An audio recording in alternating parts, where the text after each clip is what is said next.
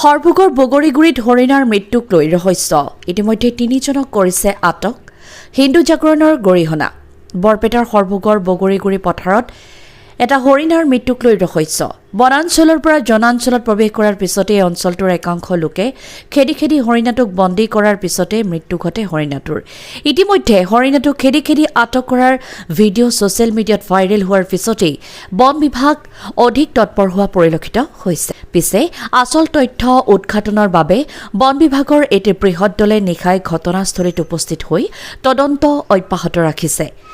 শেহতীয়া খবৰ মতে এই ঘটনাৰ সৈতে জড়িত থকা লোকসকলৰ কেইবাজনৰ নাম পোহৰলৈ আহিছে বুলি এক সূত্ৰই দাবী কৰিছে যদিও তদন্তৰ খাতিৰত বন বিভাগে এতিয়ালৈকে সংবাদ মাধ্যমক কোনো তথ্য সদৰি কৰা নাই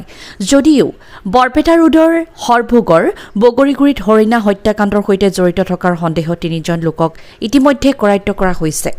হৰভোগ আৰক্ষী আৰু বন বিভাগে নিশাই যৌথভাৱে অভিযান চলাই বগৰীগুৰি গাঁৱৰ পৰা হৰিণাটোক অত্যাচাৰ কৰি হত্যা কৰাৰ অপৰাধত ক্ৰমে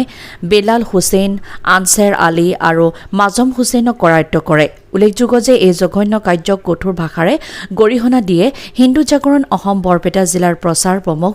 শুভব্ৰত সিং হয় তেওঁ লগতে উক্ত দুষ্কাৰ্যৰ লগত জড়িত ব্যক্তিসকলক দৃষ্টান্তমূলক শাস্তি প্ৰদান কৰিবলৈ বন বিভাগ আৰু আৰক্ষী প্ৰশাসনক দাবী জনাইছে বৰপেটাৰ পৰা প্ৰদীপ কুমাৰ চৰকাৰৰ ৰিপৰ্ট টিভি লাইভ নিউজ আমি বিভিন্ন সামাজিক মাধ্যম আৰু বিভিন্ন সংবাদ মাধ্যমত আমি দেখা পাইছো যে বগৰীগুৰি গাঁৱত এটা আদিম বৰ্বৰ যিবিলাক মানে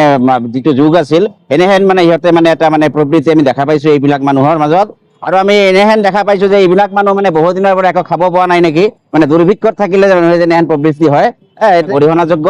আৰু আমি ক'ব বিচাৰো যে আমাৰ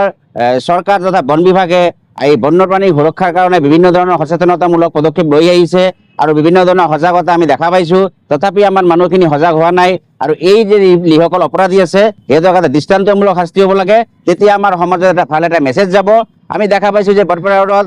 কিছুদিন আগতে কিছুমান ব্যক্তিয়ে মানে কুকুৰক হত্যা কৰিছিল